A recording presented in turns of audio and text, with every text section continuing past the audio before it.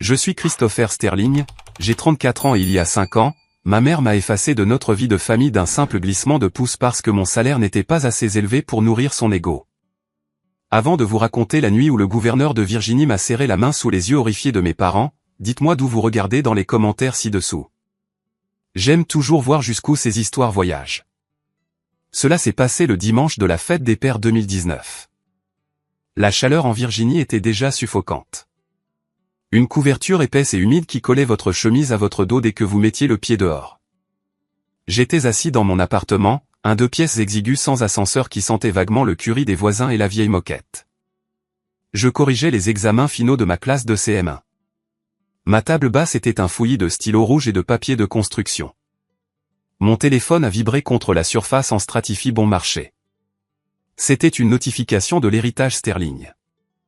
C'était le nom de notre groupe WhatsApp familial. Ma mère Margaret l'avait nommé ainsi, non pas famille, non pas les Sterling, mais héritage. Cela devrait vous dire tout ce que vous devez savoir sur les gens qui m'ont élevé. J'ai pris le téléphone, frottant le sommeil de mes yeux. Je m'attendais au message logistique habituel concernant le dîner. Le plan était de se retrouver au Country Club à 18h. J'avais déjà repassé ma meilleure chemise, une chemise boutonnée achetée dans un magasin de déstockage, mais elle était propre et repassée. J'avais même acheté à mon père un livre ancien sur l'histoire, quelque chose de réfléchi, quelque chose qui m'avait coûté une bonne partie de mon salaire. Mais il n'y avait pas de logistique dans le chat, juste une photo. C'était mon frère aîné, Preston. Il était appuyé contre une Lamborghini Urus vert citron, portant des lunettes de soleil qui coûtaient probablement plus cher que ma voiture. Il souriait comme s'il possédait le monde. Mon père, Richard, avait répondu immédiatement, « Maintenant, c'est une machine digne d'un Sterling. Fier de toi, fils. » Voilà à quoi ressemble le succès. Ma sœur Victoria, une chirurgienne plastique qui passait plus de temps à se regarder dans le miroir qu'à regarder ses patients, a ajouté une série d'émojis cœur et de coupes de champagne. J'ai hésité. Je savais que je ne devrais rien taper, mais j'étais leur fils, moi aussi. J'ai tapé, belle voiture, Preston. Joyeuse fête des pères, papa. À tout à l'heure à 18h. Les 3 points sont apparus, puis ont disparu, puis sont réapparus. Puis le message est arrivé. Ce n'était pas de papa. C'était de maman. Christopher, ne prends pas la peine de venir ce soir. La réservation est pour les membres de cette famille qui ont réussi. Nous devons discuter de l'avenir du domaine. Et très franchement, ta présence est déprimante. Preston vient de conclure une affaire d'1 million de dollars. Tu corriges des copies pour des centimes. Tu as choisi d'être un modeste enseignant, un homme en tablier, et je ne te vois plus comme mon fils. Tu es une honte pour le nom des Sterling. S'il te plaît, retire-toi de ce groupe ou je le ferai. J'ai fixé l'écran. Les mots n'avaient aucun sens au début. Ils se brouillaient. Modeste enseignant. Honte. Je suis resté assis là, le silence de mon appartement devenant soudain assourdissant. Mon cœur ne battait pas la chamade. Il s'était arrêté. C'était une sensation froide et creuse, comme si quelqu'un avait plongé la main dans ma poitrine et éteint un interrupteur. Un autre message a surgi. C'était Preston qui envoyait un message direct cette fois. Désolé, frangin. Le siège arrière de la Lambo est plein de mes affaires de sport de toute façon. Maman a raison. Tu plombes l'ambiance. Prends peut-être une heure supplémentaire à l'école. Est-ce qu'il te paie pour les heures supplémentaires, ou est-ce tout pour la passion? Ah. J'ai regardé autour de mon appartement. Ce n'était pas grand-chose. Je conduisais un Ford F-150 vieux de 10 ans qui cliquetait quand il atteignait 100 km/h. J'avais des prêts étudiants. Je découpais des coupons. Mais j'étais heureux. Ou je pensais l'être. J'aimais mes élèves. J'aimais le moment où un enfant comprenait enfin un problème de maths.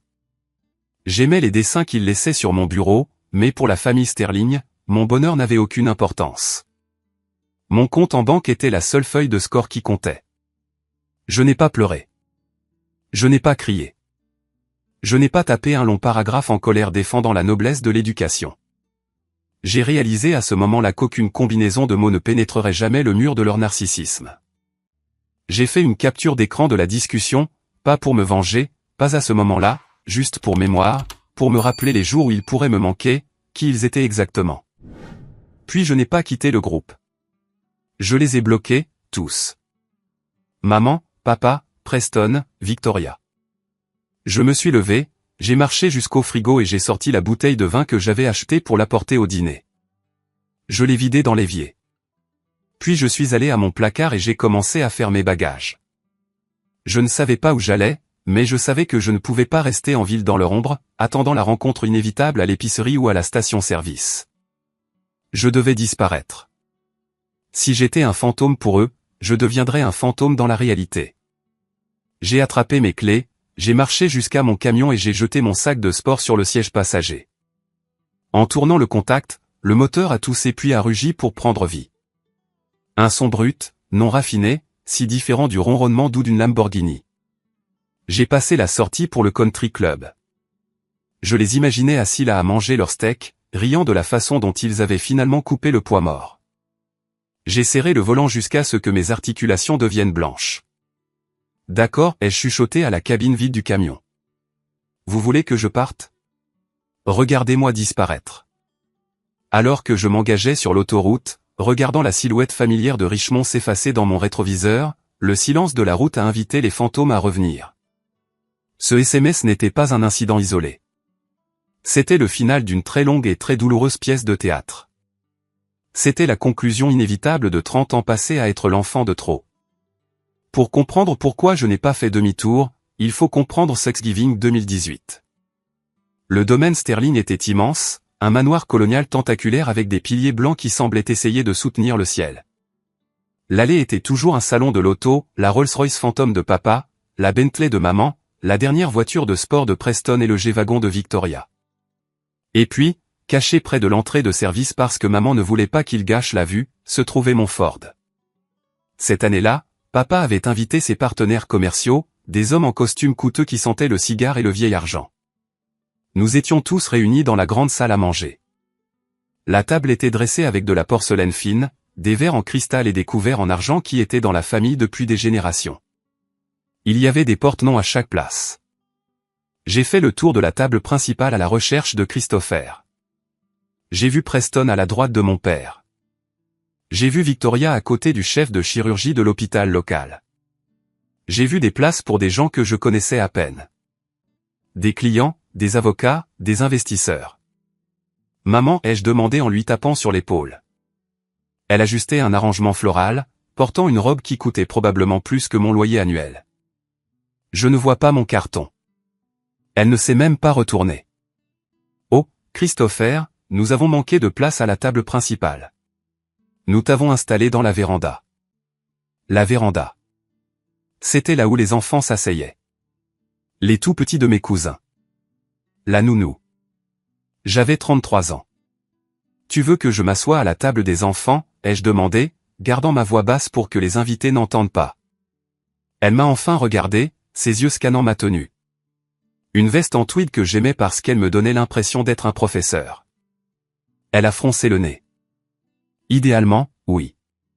En plus, tu es doué avec les enfants, n'est-ce pas? C'est ton truc. Tu peux les divertir pendant que les adultes discutent affaires. Nous avons des sujets sérieux à aborder, fusion et acquisition. Je ne pense pas que tu serais capable de contribuer beaucoup à une conversation sur les capitaux propres. N'est-ce pas? J'ai avalé la boule dans ma gorge.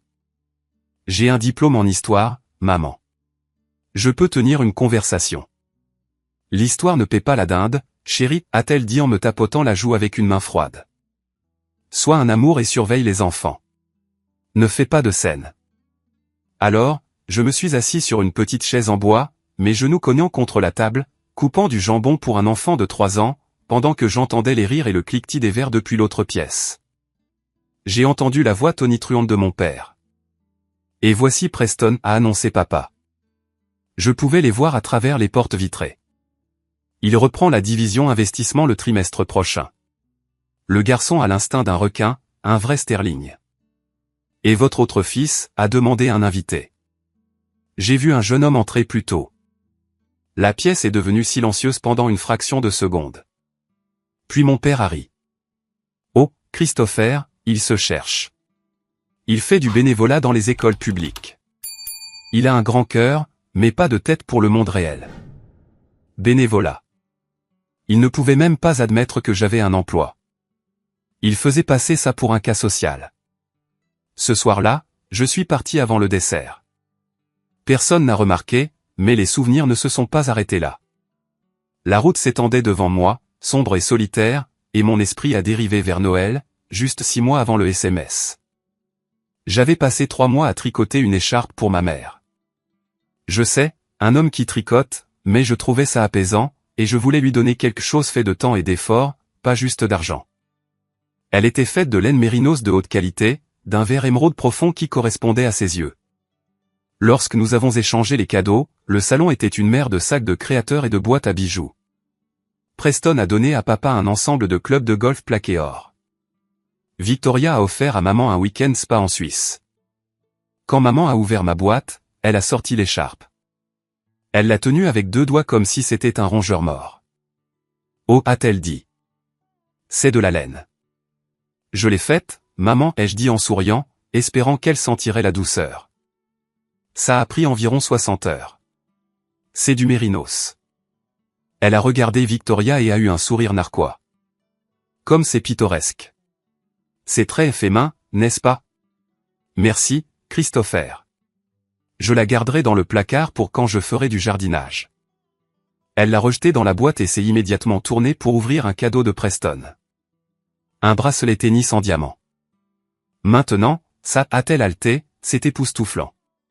Preston, tu n'aurais pas dû. Seulement le meilleur pour toi, maman, a dit Preston en me faisant un clin d'œil. L'inégalité n'était pas seulement une question d'argent. C'était une question de respect. C'était la croyance fondamentale que ma vie n'avait aucune valeur parce qu'elle ne générait pas de rendements élevés. Mais le souvenir le plus douloureux, celui qui a vraiment piqué alors que je conduisais à travers la nuit, était ma rencontre avec Sarah. C'était il y a environ 2 ans. J'étais à l'école et l'un de mes élèves, un petit garçon nommé Léo, a eu une grave crise d'asthme dans la cour de récréation. Il est devenu bleu. L'infirmière n'était pas là. Je n'ai pas attendu une ambulance. Je l'ai ramassé, je l'ai jeté dans mon camion et j'ai foncé aux urgences. Je suis resté avec lui jusqu'à l'arrivée de ses parents. Alors que j'attendais dans le couloir, faisant les 100 pas couverts de poussière de craie et de sueur, une infirmière s'est approchée de moi. « Vous êtes l'enseignant qui l'a amené ?» a-t-elle demandé. Elle avait des yeux gentils et des cheveux bruns en désordre attachés en chignon. Son badge disait Sarah. « Ouais, ai-je dit, mes mains tremblant un peu à cause de l'adrénaline. »« Est-ce qu'il va bien ?»« Il est stable. »« Vous lui avez sauvé la vie ?» a-t-elle dit doucement. La plupart des gens auraient juste attendu l'ambulance. Vous avez agi. Nous avons commencé à parler. Nous avons pris un café à la cafétéria. Pour la première fois de ma vie, je parlais à une femme qui ne me demandait pas quelle voiture je conduisais ou qui était mon père. Elle m'a posé des questions sur mes élèves. Elle m'a demandé pourquoi j'aimais enseigner. Quand je lui ai parlé de l'expression sur le visage d'un enfant quand il apprend à lire, elle a eu les larmes aux yeux. C'est magnifique, Chris, a-t-elle dit. Tu as un don. Tu fais le travail le plus important au monde. Je suis tombé amoureux d'elle là, autour d'un café d'hôpital rassis. Quelques mois plus tard, j'ai commis l'erreur d'amener Sarah à un brunch familial. Je voulais qu'il la rencontre. J'étais fier. Elle était intelligente, compatissante et authentique. Mais dès que nous sommes entrés, le jugement a commencé. Ma mère a regardé Sarah de haut en bas, notant sa robe de prêt-à-porter et ses chaussures confortables. Alors Sarah, a dit mon père en coupant son steak. Christopher nous dit que vous êtes infirmière. Ça doit être fatigant. Changer les bassins et tout ça. Sarah n'a pas bronché. Je travaille aux urgences, monsieur Sterling. J'aide à stabiliser les victimes de traumatisme. C'est fatigant, mais sauver des vies en vaut la peine. Traumatisme, a raillé Victoria. Ça a l'air salissant. Je préfère mes patients sous sédatifs et cherchant une amélioration. L'argent est bien plus propre dans la chirurgie plastique. Et qu'en est-il de votre famille, a demandé maman. Que fait votre père? Mon père était mécanicien, a dit Sarah fièrement. Il est décédé l'année dernière. Il possédait un petit atelier. Le silence à la table était glacial. Un mécanicien pour les Sterling. C'était du travail manuel. C'était de la saleté sous les ongles. C'était un échec.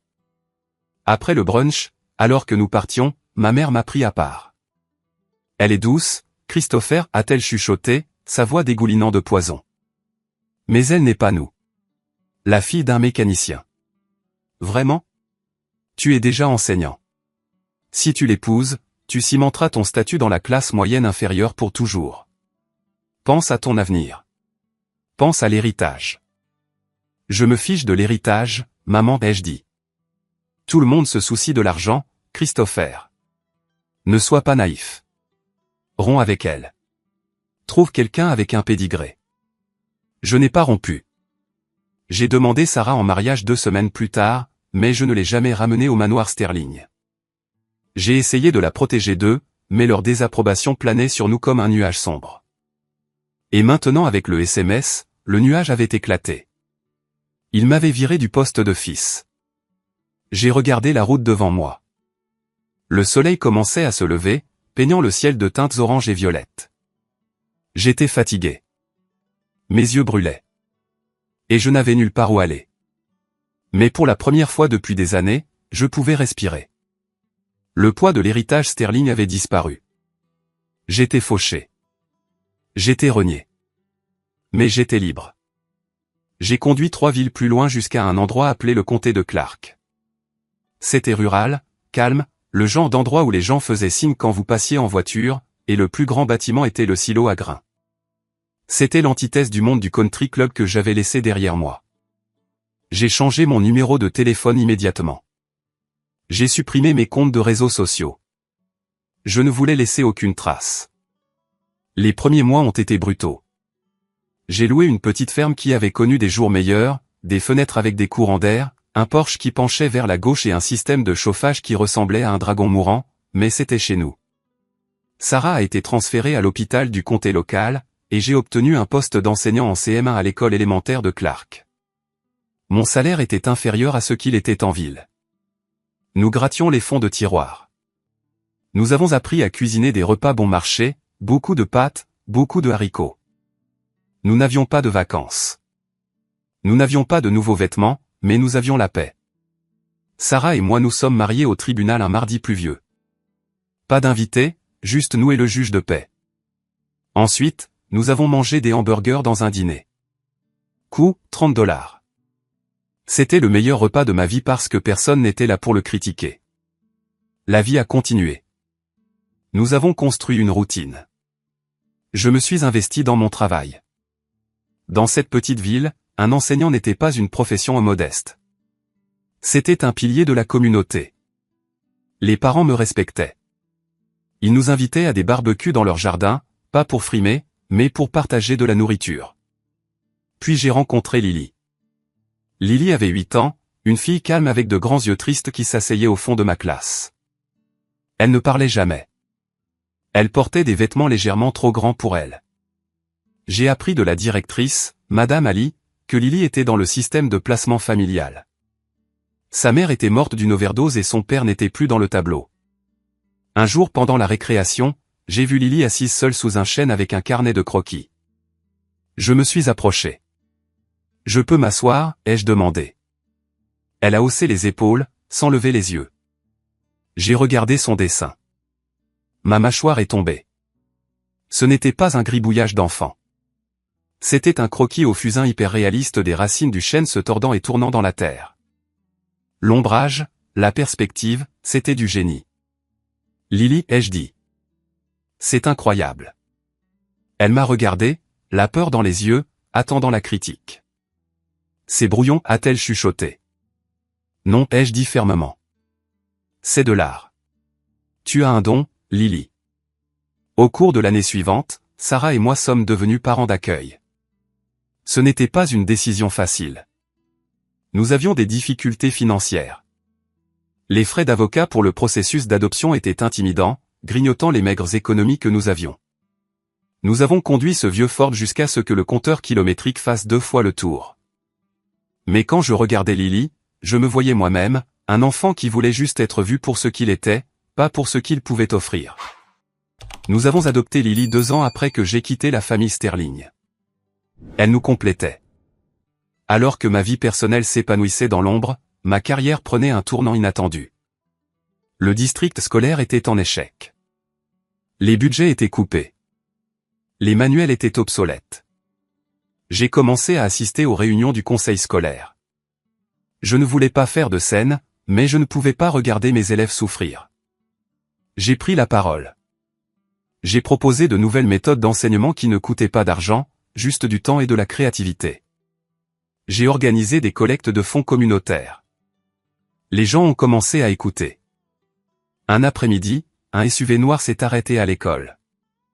Un homme en costume sur mesure en est sorti. C'était le gouverneur Ellis. Je me suis figé. Était-il ici pour moi? Connaissait-il les Sterling? Il est entré directement dans ma classe. Les enfants ont halté. Monsieur Sterling, a-t-il demandé. Oui, gouverneur, ai-je dit en essuyant la craie de mes mains.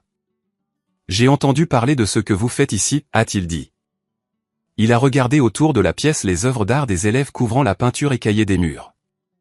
Mes conseillers politiques me disent que les résultats au test de ce district ont augmenté de 40% depuis que vous avez commencé votre nouvelle initiative de programme. Je veux savoir comment vous avez fait. Cette rencontre s'est transformée en mentorat. Le gouverneur Ellis avait un fils, Léo, le même nom que le garçon que j'avais sauvé des années auparavant, qui était sur le spectre de l'autisme. Il avait des difficultés dans le système scolaire privé. Il le traite comme un problème à résoudre, m'a avoué le gouverneur un soir autour d'un café dans ma cuisine en désordre. Pas comme une personne. Amenez-le ici, ai-je dit. Laissez-moi lui enseigner. Et il l'a fait. Léo s'est épanoui dans ma classe. Je ne l'ai pas traité comme une statistique. Je l'ai traité comme un enfant. Le gouverneur n'a jamais oublié cela.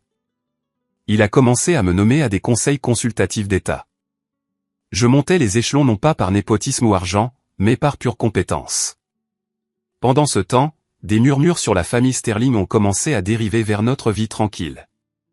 Ma cousine Rachel, la seule de la famille qui n'était pas complètement terrible, elle était l'observatrice neutre qui aimait les drames, est tombée sur Sarah dans un supermarché en ville alors que Sarah rendait visite à un spécialiste.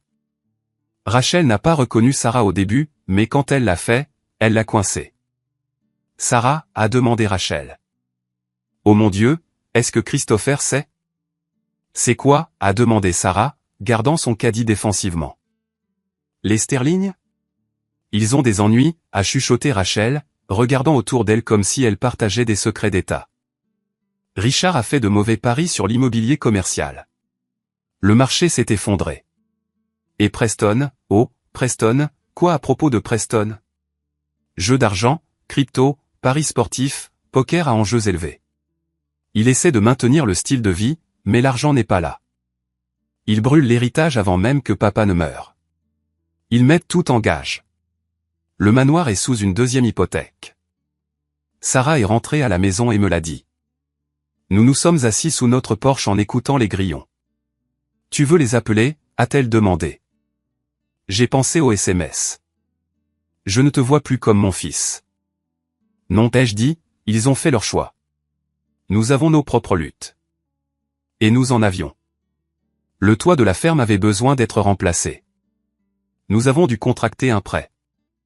Nous étions pauvres à cause de la maison, mais nous étions riches en amour. Puis est venu le tournant. C'était en mars 2024.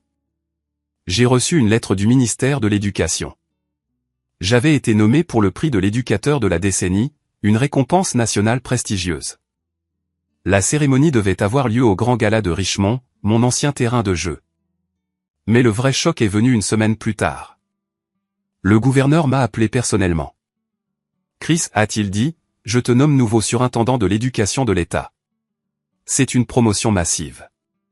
Tu auras le pouvoir de réparer le système à travers tout l'État, mais cela signifie entrer dans l'œil du public. Es-tu prêt? Je suis prêt, ai-je dit. Bien, parce qu'il y a autre chose. Le gala, il va être télévisé. Tous les donateurs majeurs de l'État seront là, y compris la foule de la vieille fortune. Je savais ce qu'il voulait dire. Les Sterling seraient là.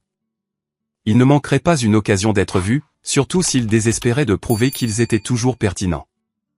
Qu'ils viennent, ai-je dit, une résolution froide s'installant dans mon estomac. Mais l'univers a une drôle de façon de vous tester. 3 jours avant le gala, j'ai reçu un email. C'était de Margaret, ma mère. Elle avait trouvé mon adresse email professionnelle. L'objet était « Réunion de famille ». Je l'ai ouvert, ma main tremblant légèrement. « Très cher Christopher, nous avons entendu la merveilleuse nouvelle de ta nomination. J'ai toujours su que ton petit passe-temps d'enseignement mènerait à quelque chose de grand. Nous sommes si fiers de toi. Tu nous as terriblement manqué ces 5 dernières années. Il y a eu un malentendu, des problèmes technologiques stupides, mais nous avons mis cela derrière nous. Nous avons réservé une table VIP juste à côté de la scène pour le gala. Nous avons hâte de célébrer notre succès. Papa apporte l'appareil photo. Bisous, maman. P.S. S'il te plaît, dis aux organisateurs que les Sterling ont besoin de 5 laissez-passer. Preston veut amener un invité. J'ai fixé l'écran. Passe-temps. Malentendu. Notre succès. Il ne savait pas que j'étais le surintendant. Il pensait juste que je gagnais un prix d'enseignant. Mais l'audace était époustouflante. Après 5 ans de silence, après m'avoir traité comme une ordure, ils fondaient sur moi pour revendiquer le crédit au moment où j'avais un projecteur sur moi. Ils ne venaient pas pour me soutenir. Ils venaient pour chasser. Ils avaient besoin d'une proximité avec le succès pour cacher leurs propres échecs. Ils avaient besoin de montrer au monde que l'héritage Sterling était toujours intact. J'ai regardé Sarah. Elle a lu l'email par-dessus mon épaule et a ricané. Problème technologique stupide. Elle t'a bloqué. Ils veulent jouer à la famille heureuse, ai-je dit en fermant l'ordinateur portable. Qu'est-ce que tu vas faire, a demandé Sarah. Tu peux demander à la sécurité de leur barrer la route. J'y ai pensé. J'ai pensé à la table de Thanksgiving. J'ai pensé à l'écharpe en laine. J'ai pensé aux SMS sur le modeste enseignant. Si je leur barrais la route, ils inventeraient une histoire disant que j'étais le fils ingrat. Ils joueraient les victimes. Non, je dois finir ça publiquement, irrévocablement. Pas de sécurité, ai-je dit en regardant mon reflet dans la fenêtre sombre. Laissez-les entrer. Laissez-les s'asseoir au premier rang. Je veux qu'ils voient tout. Les jours précédant le gala ont été un flou d'interviews et d'essayages de costumes. Mais sous l'excitation, il y avait un courant d'effroi. Je me sentais comme un soldat se préparant au combat, pas un enseignant se préparant à recevoir un prix. Rachel, ma cousine, n'a pas pu s'en empêcher. Elle a commencé à m'envoyer des SMS, agissant comme un agent double. Chris, tu dois savoir. Elle a écrit, ils sont désespérés. La voiture de Preston a été saisie la semaine dernière, mais il l'a cachée aux voisins. Il dit à tout le monde qu'il l'échange contre une Ferrari. C'est un mensonge. Ils misent tout sur ce gars-là. Ils pensent que s'ils sont vus avec toi et si tu es connecté au gouverneur, les banques reculeront.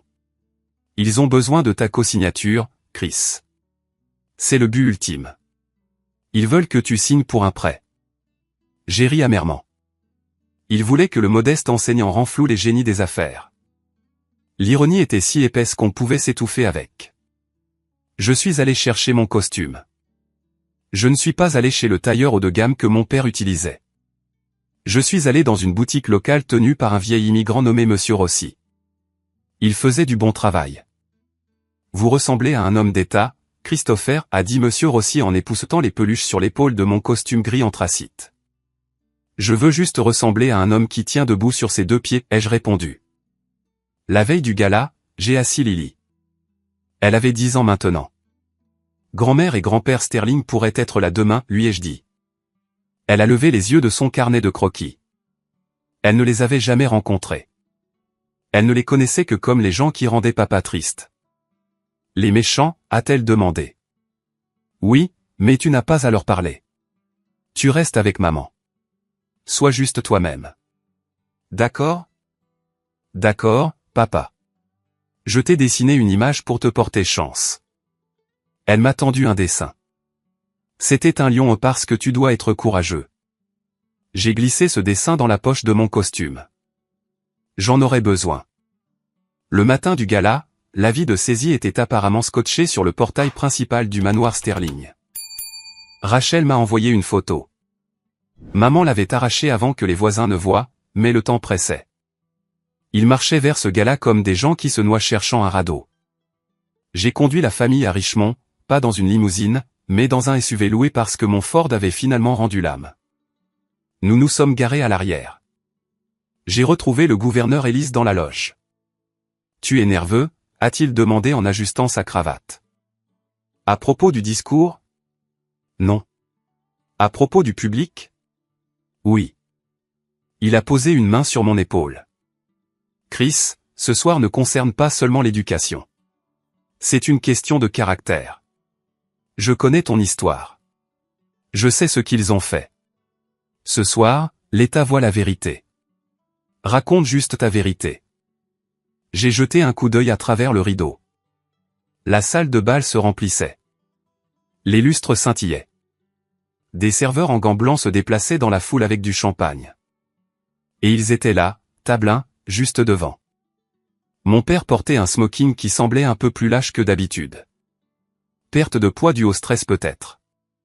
Ma mère dégoulinait de bijoux, probablement faux ou empruntés étant donné ce que je savais de leurs finances. Preston était là, l'air nerveux, vérifiant son téléphone constamment, et Victoria vérifiant son reflet dans une cuillère. Il souriait aux gens, serrait des mains, agissant comme s'il possédait les lieux. J'ai vu ma mère pointer la scène et mimer les mots « c'est mon fils ». Mon estomac s'est retourné. L'hypocrisie était physique. Elle me donnait la nausée. « C'est l'heure » a dit le régisseur. J'ai pris une profonde inspiration. J'ai touché le dessin du lion dans ma poche. Que le spectacle commence, ai-je chuchoté. Les lumières ont baissé. La salle est devenue silencieuse. Un projecteur a frappé le podium. Le gouverneur Ellis est sorti sous un tonnerre d'applaudissements. Il a parlé pendant 10 minutes de l'avenir de la Virginie, du besoin d'intégrité, de compassion et de vision. Nous avons cherché un leader, a dit le gouverneur, sa voix retentissante. Quelqu'un qui comprend que la vraie richesse d'une nation n'est pas dans ses banques, mais dans ses salles de classe. Ce soir, j'ai l'honneur de présenter non seulement l'éducateur de la décennie, mais ma nouvelle nomination au poste de surintendant de l'État, Monsieur Christopher Sterling. Les applaudissements ont été polis au début, puis ont grandi alors que je sortais. Je suis entré dans la lumière. L'éclat était aveuglant. J'ai agrippé le podium. J'ai regardé vers le bas à la table 1. La réaction était inestimable. La mâchoire de mon père pendait littéralement. Il ne savait pas pour la nomination de surintendant qui venait avec un salaire et un pouvoir rivalisant avec ses propres années de gloire. Preston avait l'air d'aller vomir. Ma mère. Ma mère rayonnait. Un sourire prédateur et maniaque. Elle calculait déjà le capital social. Elle s'est levée. Avant même que je puisse dire merci, elle s'est levée et a commencé à applaudir agressivement, se tournant vers la foule derrière elle. « C'est mon garçon » a-t-elle crié, coupant les applaudissements. « C'est un Sterling. Nous l'avons élevé. » La foule a murmuré. C'était gênant. Elle ramenait tout à elle. Je me suis penché vers le micro. « Merci, gouverneur. Merci à tous. Je t'aime, Christopher » a crié maman. Elle se dirigeait réellement vers les escaliers de la scène. La famille et tout. Je me suis arrêté. Je ne pouvais pas faire le discours préparé. Je ne pouvais pas laisser ce mensonge perdurer. Famille, ai-je dit, ma voix résonnant dans la salle. C'est un mot intéressant. Je l'ai regardée directement. Elle s'est figée sur la deuxième marche. J'aimerais remercier ma famille, ai-je continué. Ma femme Sarah, qui m'a aimé quand je n'avais rien d'autre qu'un camion cassé et un rêve. Ma fille Lily, qui m'a appris que le sang ne fait pas un père. L'amour le fait. La caméra a fait un panoramique vers Sarah et Lily. Elles ont souri. Mais, ai-je dit, ma voix se durcissant. Je vois des gens ici ce soir prétendant être ma famille qui semblent avoir oublié les 5 dernières années. La salle est devenue mortellement silencieuse. On aurait pu entendre une mouche voler. Le sourire de ma mère a vacillé. Il y a 5 ans, ai-je dit, le jour de la fête des pères, j'ai reçu un message. C'était la dernière fois que j'entendais parler des gens assis à la table. J'ai fait signe au technicien. Nous avions préparé cela. Je ne pensais pas que je l'utiliserais, mais je devais le faire. Derrière moi, sur l'écran de projection géant destiné à mes moments forts, une image est apparue. C'était la capture d'écran agrandie à 6 mètres de haut. Tu as choisi d'être un modeste enseignant. Je ne te vois plus comme mon fils. Tu es une honte. Le halètement du public a été audible. 500 personnes ont lu les mots en même temps. Maman, ai-je dit en la regardant de haut. Tu as dit que j'étais un modeste enseignant. Tu as dit que j'étais une honte parce que je ne conduisais pas une Porsche. Tu m'as viré de la famille parce que j'ai choisi de servir les enfants au lieu des profits. Elle est devenue pâle. Elle a regardé autour d'elle, réalisant que la foule d'élite qu'elle essayait d'impressionner la regardait maintenant avec un dégoût absolu. Maintenant que je me tiens ici, ai-je continué, nommé par le gouverneur, soudain je suis à nouveau ton fils. Soudain, l'héritage Sterling a de la place pour moi. Christopher, s'il te plaît, a-t-elle couiné, sa voix tremblant. C'était une blague. C'était de l'amour vache. C'était de l'abandon, ai-je dit. Tu n'as pas le droit de renier ton enfant quand il est en difficulté et de le revendiquer quand il réussit. Ce n'est pas comme ça que fonctionne une famille. C'est comme ça qu'une transaction fonctionne. Et je ne suis pas à vendre. Preston s'est levé, le visage rouge de rage. Espèce de petit ingrat. Il s'est précipité vers la scène, mais avant qu'il ne puisse faire 3 pas, 2 hommes en costume sombre sont sortis de l'ombre. Des policiers d'État, mais ils n'étaient pas là pour moi. Ils ont intercepté Preston. L'un d'eux a sorti une paire de menottes. Preston Sterling, a dit l'officier assez fort pour que le micro capte. Nous avons un mandat d'arrêt contre vous concernant le détournement de fonds de clients et la fraude électronique. Preston s'est figé. Quoi? Non. C'est une erreur. Papa, fais quelque chose. Mon père, Richard, s'est enfoncé dans sa chaise, couvrant son visage de ses mains. Le jeu était fini. La faillite, la fraude, les mensonges. Tout s'effondrait en direct à la télévision. Preston a été traîné hors de la salle de bal, donnant des coups de pied et criant. Ma mère se tenait seule sur les escaliers, coincée entre la scène qu'elle ne pouvait pas atteindre et la foule qui la méprisait maintenant. J'ai regardé le public. Je m'appelle Christopher Sterling, ai-je dit. Je suis enseignant et j'en suis fier. L'ovation qui a suivi n'était pas polie. Elle faisait trembler la terre. Le gouverneur s'est levé et m'a salué de la tête. La salle entière s'est levée.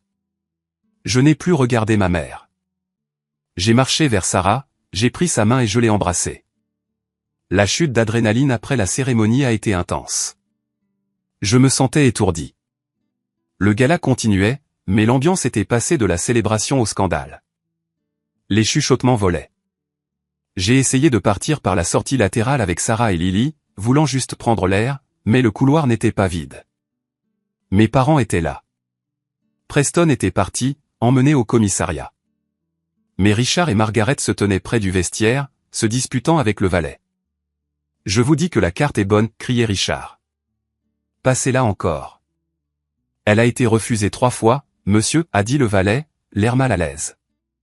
Et la compagnie de remorquage a déjà été appelée pour le véhicule. L'agence de leasing l'a signalé. Ils m'ont vu. Le silence qui s'était tiré entre nous était plus lourd que celui de la salle de bal. Margaret m'a regardé. Son maquillage coulait. Elle avait l'air vieille.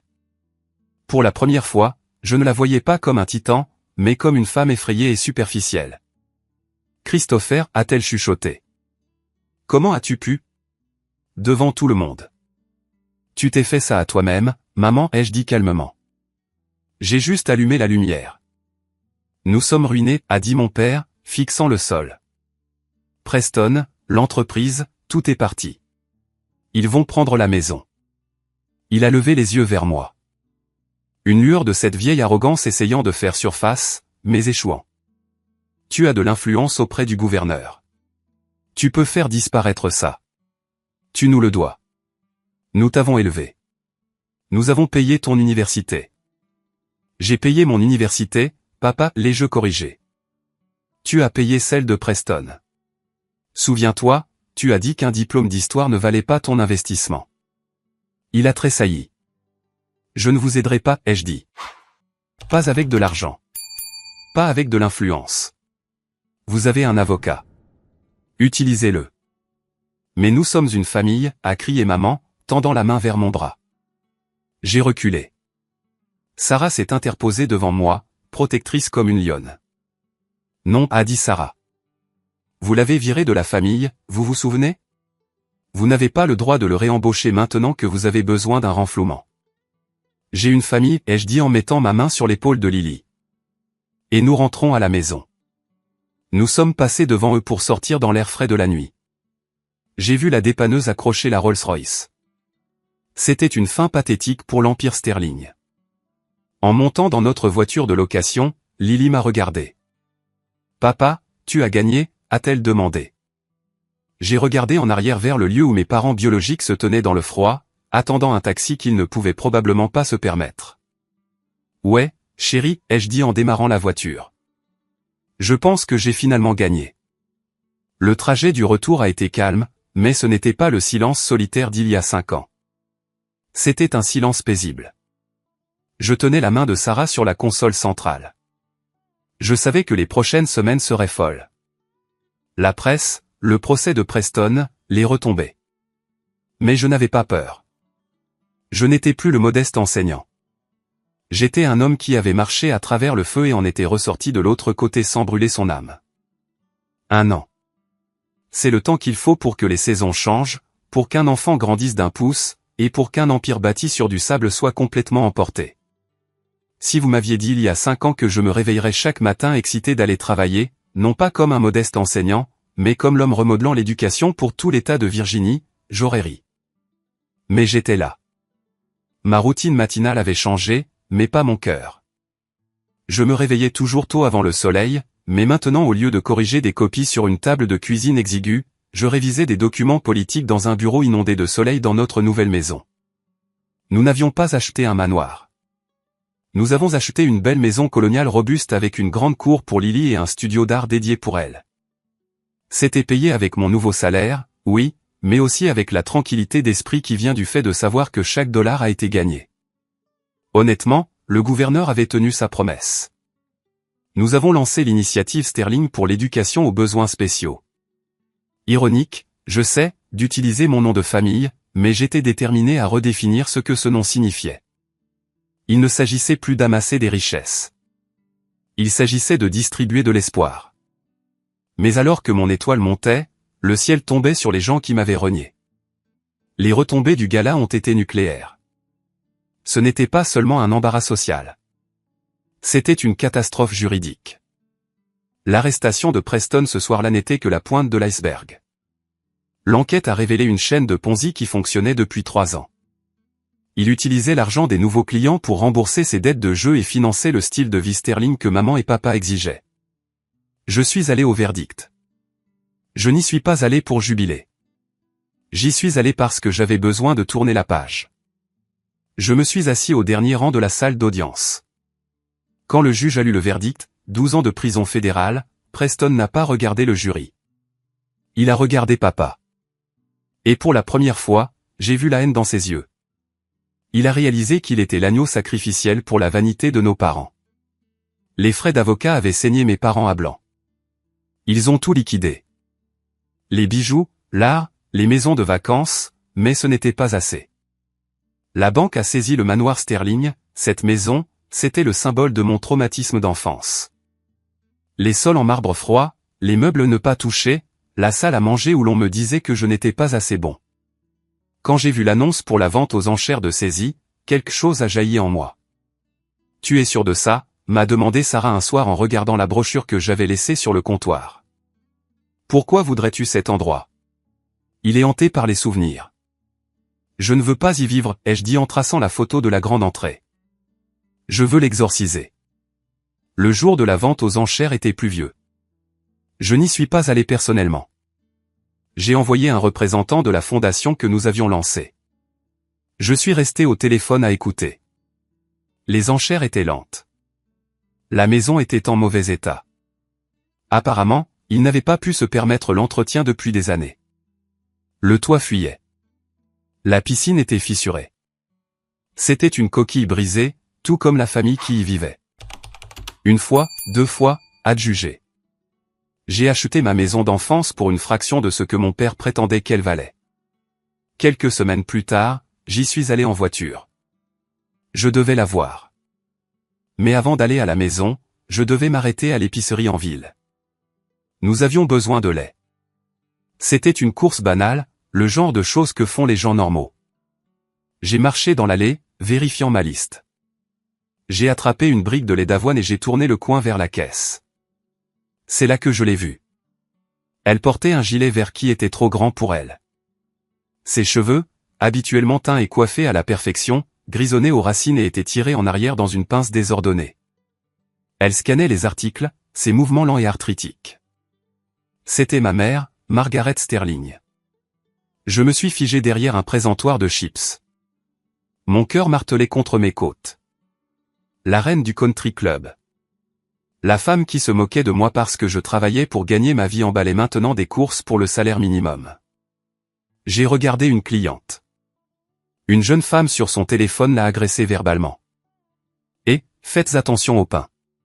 Vous l'écrasez. Je suis désolé, madame, a marmonné ma mère, la tête basse. Je vais mettre un double sac. Dépêchez-vous, a claqué la femme. Les mains de ma mère tremblaient. J'ai vu le tremblement. Ce n'était pas seulement l'âge. C'était la peur. C'était la terreur d'une femme qui n'avait jamais eu à survivre par elle-même. Faisant maintenant face à la réalité brutale du monde qu'elle méprisait autrefois. J'aurais pu m'éloigner. J'aurais pu quitter le magasin et la laisser souffrir dans l'anonymat. Cela aurait été la vengeance que l'ancien moi aurait pu fantasmer. Mais je n'étais pas cette personne. Je me suis approché de sa caisse. J'ai placé mes articles sur le tapis. Elle n'a pas levé les yeux.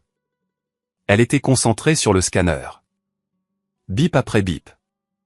Avez-vous une carte de fidélité, a-t-elle demandé, sa voix rauque. Non, ai-je dit. Je n'en ai pas. Elle s'est figée au son de ma voix. Cela l'a frappée comme un coup physique. Elle a lentement levé les yeux. Quand nos yeux se sont rencontrés, j'ai vu une douzaine d'émotions traverser son visage en une seconde. Honte, choc, espoir, désespoir. Christopher, a-t-elle soufflé. Les gens dans la file derrière moi ont commencé à s'agiter avec impatience. Salut, maman, ai-je dit. C'était calme. Il n'y avait plus de colère. Juste de la pitié. Je ne savais pas que tu faisais tes courses ici, a-t-elle bégayé, essuyant ses mains sur son gilet. J'aide juste, tu sais, pour rester occupé. Ton père, le divorce, ça a été compliqué. Divorce. Donc ils s'étaient retournés l'un contre l'autre. Quand l'argent a manqué, l'amour, s'il y en a jamais eu, s'est évaporé. J'ai entendu, ai-je dit. Christopher. Elle s'est penchée au-dessus du scanner, baissant la voix. C'est horrible. Je vis dans un studio au-dessus d'un garage. Je peux à peine payer mes médicaments. Si tu pouvais juste. Si tu pouvais m'aider juste un peu jusqu'à ce que le règlement arrive. Elle le faisait encore, mentir. Il n'y avait aucun règlement à venir. Il ne restait rien. Je l'ai regardé, vraiment regardé. J'ai vu la femme qui m'avait effacé de sa vie le jour de la fête des pères. Je ne peux pas te donner d'argent, maman, ai-je dit. Son visage s'est durci instantanément. Bien sûr, tu me punis encore, rancunier. Tout comme ton père. Non, ai-je dit en mettant la main dans ma poche. Je ne te punis pas. Je respecte les limites que tu as fixées. Tu as dit que je n'avais pas assez réussi pour être ton fils. Je suis juste un enseignant, souviens-toi. J'ai tapé ma carte sur le lecteur pour payer mes courses. Mais, ai-je ajouté alors que la machine émettait un bip d'approbation. J'ai acheté quelque chose à toi. Elle a froncé les sourcils. Quoi? La maison, ai-je dit. J'ai acheté le manoir. Ses yeux se sont élargis, s'illuminant d'une lueur d'avidité. Tu l'as acheté? Oh, Christopher, c'est merveilleux. Nous pouvons. Est-ce que je peux venir visiter ma chambre? Est-ce qu'elle est toujours là? Je ne l'ai pas acheté pour y vivre, maman, ai-je dit en prenant mon sac. Je l'ai donné. Donné, a-t-elle crié, faisant regarder le directeur. À qui? À l'État, ai-je dit. Ça va être un centre résidentiel pour les enfants placés qui sortent du système par l'âge. Un endroit où ils peuvent apprendre les arts, apprendre des métiers et construire une vie. Ça va s'appeler le Centre des Arts Lily-Webb. Je l'ai nommé d'après ma fille, la petite fille que tu as refusé de reconnaître. Tu as transformé ma maison en orphelinat, a-t-elle chuchoté, horrifiée. Non, ai-je dit en me tournant pour partir. J'ai transformé un mausolée en foyer. Au revoir, Margaret. Je suis sorti du magasin. Je n'ai pas regardé en arrière. Je savais qu'elle pleurait ou criait ou me maudissait, mais le son était faible, noyé par le bruit des portes automatiques se fermant derrière moi. J'ai conduit jusqu'à la maison. Les équipes de construction étaient déjà là. Les portes en fer, qui étaient autrefois verrouillées pour empêcher la racaille d'entrer, étaient grandes ouvertes. Des camions emportaient les statues antiques. Je suis entré dans le hall. Ça sentait la poussière et les vieux secrets. L'entrepreneur, un homme robuste nommé Mike, s'est approché de moi. Monsieur Sterling, nous sommes prêts à commencer à abattre ces murs dans la salle à manger. Vous vouliez ouvrir, faire un espace commun. J'ai regardé la salle à manger, l'endroit où se trouvait la table des enfants. L'endroit où j'avais été humilié. Abattez-la, ai-je dit. Ouvrez tout. Je veux du soleil ici. Beaucoup de soleil. En regardant la masse frapper la cloison sèche, émiettant la barrière entre la salle à manger formelle et la cuisine, j'ai senti un poids physique quitter mes épaules. L'héritage que j'étais censé attendre, l'argent, le statut, avait disparu. Mais je construisais un héritage qui comptait vraiment. Le modeste enseignant était maintenant le propriétaire du domaine, et il le redonnait aux enfants qui en avaient le plus besoin. La grande ouverture du centre Lily-Webb a eu lieu 6 mois plus tard. C'était une journée d'automne fraîche. Le genre où les feuilles en Virginie deviennent rouges et or brûlant. L'allée autrefois remplie de Rolls-Royce et de Bentley était maintenant remplie de monospaces, de bus scolaires et de berlines déglinguées de travailleurs sociaux. Je me tenais sur le porche avant, le même porche où mon père fumait des cigares et jugeait les voisins. À côté de moi se tenait Sarah, rayonnante dans une simple robe bleue, et Lily, maintenant âgée de 11 ans, tenant une paire de ciseaux de cérémonie géants. Le gouverneur Ellis était là, bien sûr. Il a fait un discours sur les secondes chances et la communauté, mais les vrais stars étaient les enfants. Des dizaines d'adolescents, des enfants qui avaient été ballottés par le système, des enfants à qui on avait dit qu'ils étaient des problèmes à gérer, couraient dans les couloirs. J'ai regardé un groupe d'entre eux dans la véranda. Nous l'avions converti en studio de design numérique. Ils n'étaient pas assis à une table d'enfants. Ils étaient assis à des postes de travail ultramodernes, concevant leur avenir. Un garçon, environ 16 ans, avec des tatouages sur les bras et un air de défense permanente dans les yeux, s'est approché de moi. « Vous êtes Monsieur Sterling ?» a-t-il demandé. « Appelle-moi Chris » ai-je dit. « Ils disent que tu vivais ici » a-t-il dit, levant les yeux vers les hauts plafonds. « Enfant riche, hein ?» J'ai souri. J'ai vécu ici, mais je n'étais pas riche. Pas à l'époque. « Pourquoi tu nous l'as donné ?» a-t-il défié. « Si j'avais un endroit comme ça, je le garderais. Je ferais des fêtes. » Je fais une fête, ai-je dit, désignant la foule. Et honnêtement, cette maison était froide. Elle avait besoin de chaleur. C'est vous la chaleur. Il m'a regardé sceptique, mais ensuite il a esquissé un petit sourire. Cool. Merci, Chris. Il a couru rejoindre ses amis. Sarah a serré ma main. Tu l'as fait. Nous l'avons fait, les jeux corrigés. Plus tard ce soir-là, après le départ de la foule et le coucher du soleil, je me suis assis sur les marches arrière du centre. J'ai regardé la pelouse tentaculaire. J'ai pensé à Preston assis dans une cellule, pensant probablement à ce qui avait mal tourné. J'ai pensé à mon père seul dans une chambre louée, son ego finalement en faillite. J'ai pensé à ma mère scannant des courses, forcée de servir le public qu'elle méprisait. C'était une tragédie. Je ne ressentais pas de joie dans leur souffrance. Je ressentais une sombre réalisation qu'ils avaient choisi leur enfer. Ils poursuivaient les mauvaises choses.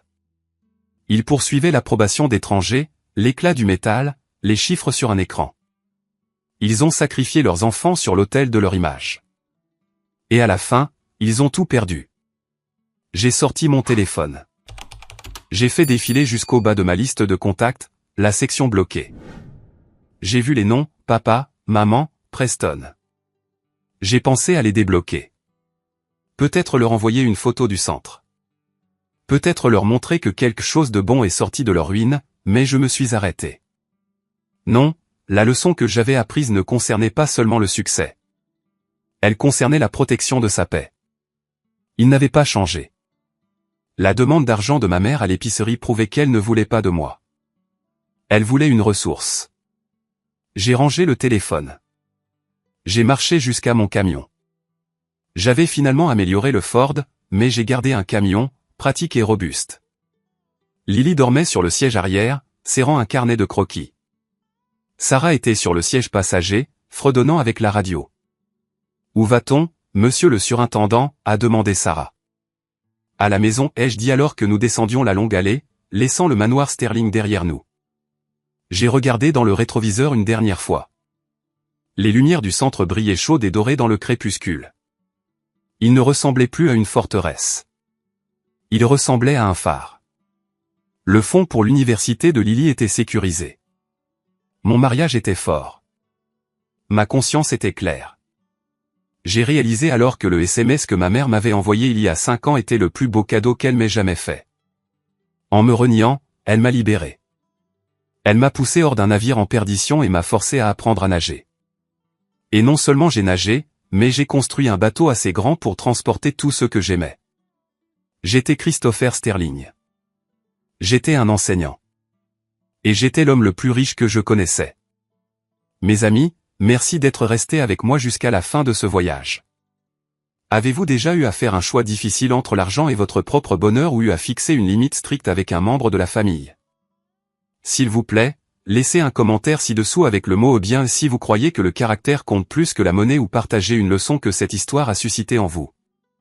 Vos commentaires n'aident pas seulement l'algorithme, ils m'aident à savoir que ces histoires atteignent les bons cœurs. Rappelez-vous, vous êtes l'architecte de votre propre vie. Ne laissez personne d'autre tenir les plans.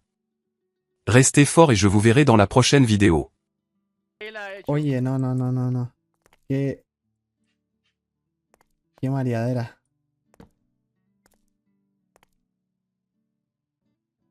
¿Qué? Camita. Y vamos para acá primero. Esta es la más fácil, ¿no? Esta es la más fácil. Pues este piso sí.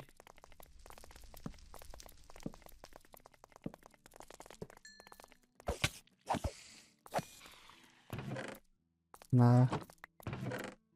Oye, Una Ender Pearl. ¿qué?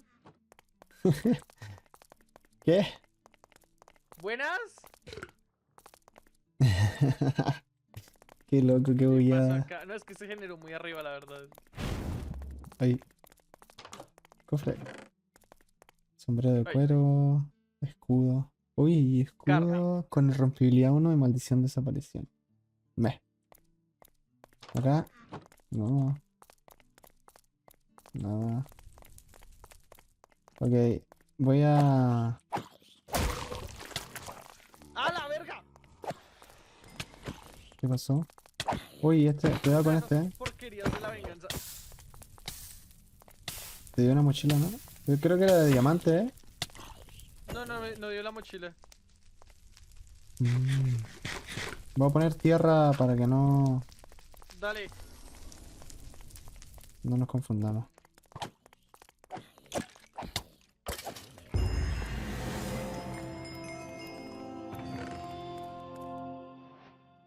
Nada, oro. Me vas a seguir llevando siempre el hierro, eso es todo lo que...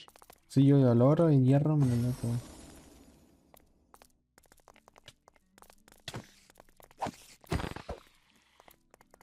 Muy bien. Oro. Otra Ender Pearl. Es muy raro ver esto con luz, ¿no? Acá hay un cofre. Es verdad. Una manzana y antorcha. Perdón. Calma, calma. Ok. Nada, para acá nada.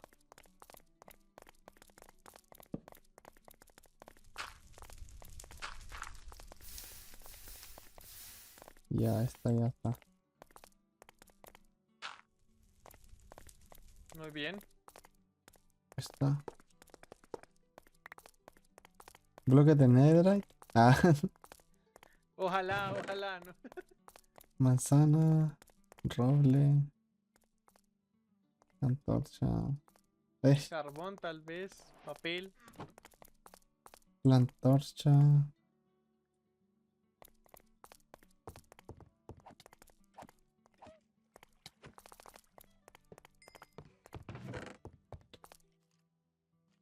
Madera. Hueso. El hueso me lo estoy llevando siempre.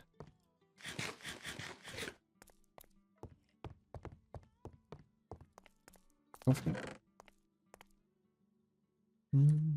Carbón. Está la bajada acá. Y aquí. Rarete. Ni siquiera el cofre dejaron. Pinche generación de mapa. Ok. Ok, podemos bajar, pero vamos para la otra, ¿no? Sí. Sí, sí, sí, vamos, terminemos de revisar. ¿Qué pasa? ¿Generó un Enderman?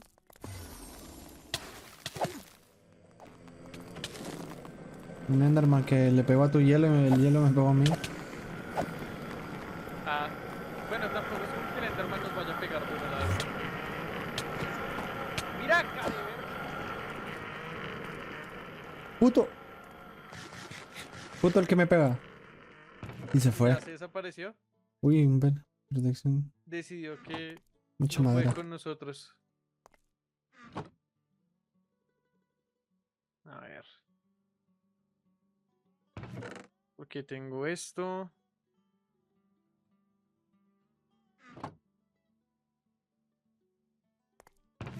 Listo. Pernil, quién sabe cuándo lo van a editar. ¡Ey, una esmeralda! No.